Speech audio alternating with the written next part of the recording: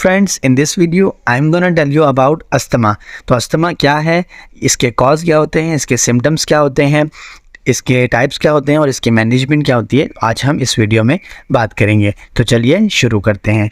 Asthma जो है वो एक क्रोनिक इन्फ्लामेटरी डिसऑर्डर है रिस्पायरेटरी पाथवे का, ठीक है। और इसमें क्रोनिक इन्फ्लामेशन होती है जिसकी वजह से हाइपर रिस्पॉन्सिवनेस होती है, हाइपर सेंसिटिविटी हो जाती है हमारे एयरवे पैसेज में, और जिसकी वजह से बार बार हमें विजिंग होती है, ब्रेथलेसनेस होती है, चेस्ट टाइटनेस, कफ होती है, शॉर्टनेस ऑफ ब्रेथ हो सकती है। ये सारे सिम्टम्स जनरली इसमें शामिल है। पर्टिकुलरली अस्थमा के सिम्टम्स रात में होते हैं ज़्यादातर, या ये दिन में किसी भी टाइम पर हो सकते हैं। तो ये थी इसकी जनरल डेफिनेशन। अब इसकी थोड़ी सी पैथोफिजियोलॉजी देख लेते हैं कि नॉर्मल एयरवे में देखें आप कि मसल्स भी बिल्कुल नॉर्मल हैं, फिर बैंड होते हैं मसल्स के ऊपर, ये भी बिल्कुल नॉर्मल है, फिर अंदर नॉर्मल म्यूकस है, नॉर्मल इसका ल्यूमेन है और नॉर्मल इसकी एयरवे वॉल है। जबकि अस्थमा के दौरान क्या होता है, ये देखिए बैंड जो है वो टाइट हो गए, ठीक है, और बैंड टाइटनेस की वजह से स्मूथ मसल्स भी टाइट हो गए, कॉन्स्ट्रिक्ट हो गए, जिसकी वजह से ल्यूमेन पाथवे का, एयरवे पाथवे का छोटा हो गया है, बिल्कुल नैरो हो गया है और म्यूकस की ज़्यादा सिक्रीशन हो रही है, ठीक है। अब ये होती क्यों है, कोई भी फैक्टर, अभी हम आगे फैक्टर देखेंगे कि जो अस्थमा ट्रिगर करवाते हैं, अस्थमा को अटैक करवाते हैं, वो कोई भी पार्टिकल थ्रू माउथ या थ्रू नोज़, हम एयर के ज़रिए हमारे अगर एयरवे पैसेज में चला जाए तो फिर क्या होगा कि हमारी बॉडी उसको रोकेगी, लंग तक नहीं जाने देगी, एल्वेओलर लेवल तक नहीं जाने देगी। तो फिर उसको रोकने के लिए बैंड क्या करते हैं कि कॉन्स्ट्रिक्ट कर देते हैं, रास्ते को बंद कर देते हैं, नैरो कर देते हैं, ठीक है, और एक्सिस म्यूकस की सिक्रीशन होने लगती है, जिसकी वजह से वो पार्टिकल वहीं पर स्टक हो जाए और रास्ता ना होने की वजह से वो आगे ना जा सके और मज़ीद कॉम्प्लिकेशन ना करवा सके।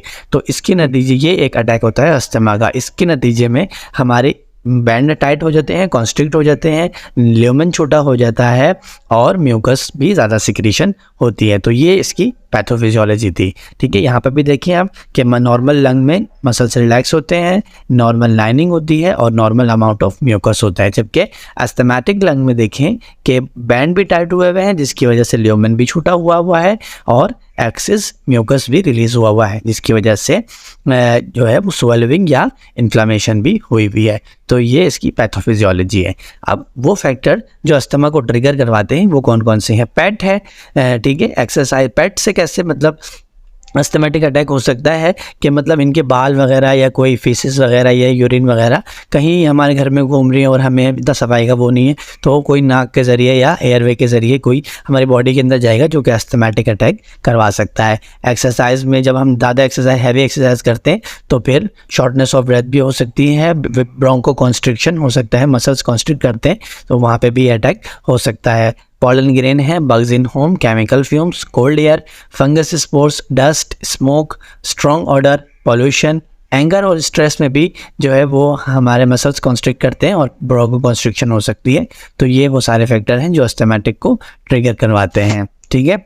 आगे यही देखें कि एलर्जन इनहिबिशन में कौन से हैं, जो एलर्जी की वजह से, एनिमल की वजह से हो सकती है, ठीक है, हाउस होल्ड की वजह से एलर्जी हो सकती है, कॉकरोच है या पॉलन ग्रेन है, ठीक है। एयर पॉल्यूशन में कौन से हैं कि एग्जॉस्ट फ्यूम्स हैं, परफ्यूम्स हैं, ऑक्सीडेंट या सिगरेट स्मोक वगैरह।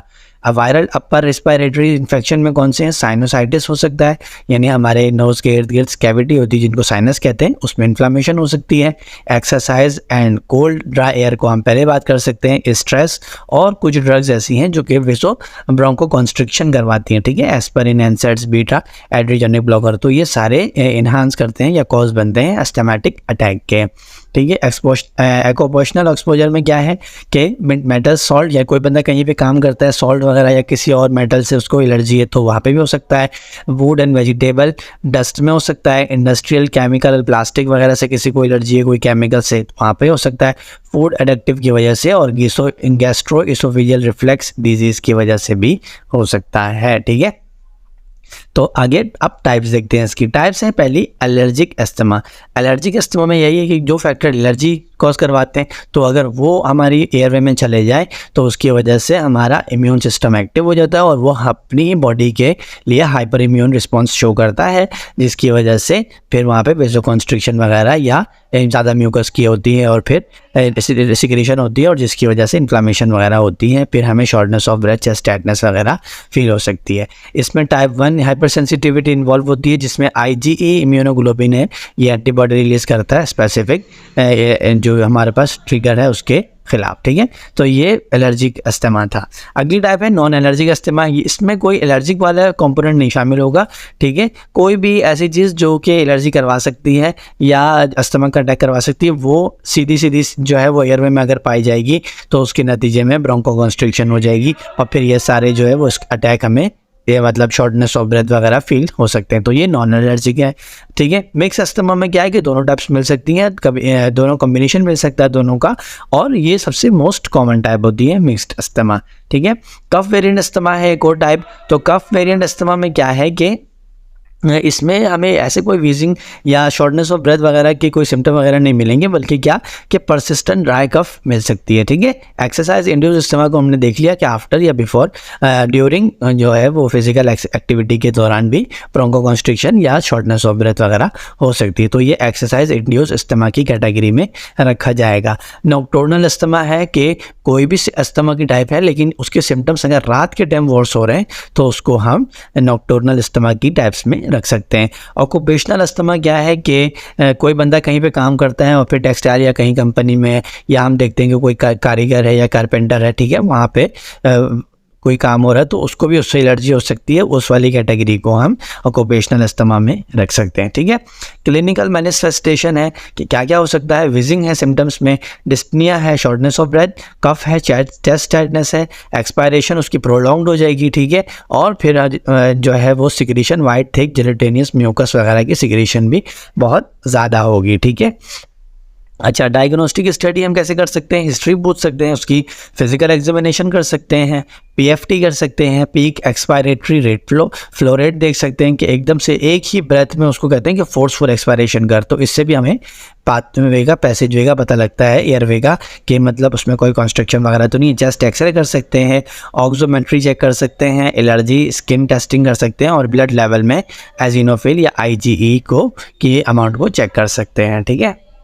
अब कॉम्प्लिकेशन क्या क्या आ सकती हैं कि अगर बहुत ज़्यादा हैवी शॉर्टनेस ऑफ ब्रेथ हो रही है, ठीक है, या बहुत ज़्यादा हैवी सीवियर कफ उसको हो रही है, तो रिब फ्रैक्चर के बहुत रेयर केसेस में रिब फ्रैक्चर का भी शामिल हो सकता है। निमोथोरेक्स हो सकता है, एटलीटेक्सिस हो सकता है, ये भी जो है वो किसी एक लोब का जो है वो हो जाना, कोलैप्स हो जाना, ठीक है। नमूनिया या स्टेटस एथमेटिकस यानी रेस्पिरेटरी फेलियर हो सकता है। तो ये सारे इसके कॉम्प्लिकेशन थे। मैनेजमेंट में क्या है कि मैनेजमेंट एड्रेनर्जिक बीटा 2 एगोनिस्ट, ये सही है, ये दे सकते हैं जो कि इनहेलर में होता है। स्टेरॉइड दे सकते हैं, थियोफाइलिन हाइड्रेशन या ऑक्सीजन मास्क लगा सकते हैं, एंटीकोलिनर्जिक ड्रग दे सकते हैं। ये सारी ड्रग्स क्या हैं कि मतलब ये एक ही इनका मेनली फंक्शन है कि ये ब्रोंको डायलेशन करती हैं, ठीक है। ब्रोंकोस को मतलब जो कॉन्स्ट्रिक्ट हुआ है उसको डायलेट करेंगी तो फिर अमाउंट ऑफ ऑक्सीजन हमें सांस लेने में आसानी होगी। तो ये सारी मैनेजमेंट हो सकती है अस्थमा की। ड्रग थेरेपी में हमने बात कर ली कि एंटी इन्फ्लामेटरी ड्रग दे सकते हैं, कॉर्टिकोस्टेरॉइड वगैरह, bronchodilators, long acting beta 2 adrenergic agonist, theophylline, ये सारे इसकी मैनेजमेंट में लॉन्ग टर्म कंट्रोल में हम ये इसको करवा सकते हैं, ठीक है। क्विक रिलीफ अगर देना तो ब्रोंको डायलेटर्स दे सकते हैं, ठीक है। फिर वो इनहेल वाला में बीटा 2 एड्रेनर्जिक एगोनिस्ट वो दे सकते हैं, एंटीकोलिनर्जिक ड्रग दे सकते हैं और कॉर्टिकोस्टेरॉइड दे सकते हैं, ठीक है। होपफुल आपको वीडियो पसंद आई होगी। वीडियो पसंद आई हो तो लाइक करें, चैनल को सब्सक्राइब करें और इंशाल्लाह जो है वैसी अच्छी इंफॉर्मेटिव वीडियो देखने के लिए चैनल को सब्सक्राइब करें। अब अगली वीडियो में मुलाकात होगी, तब तक के लिए अल्लाह हाफ़िज़।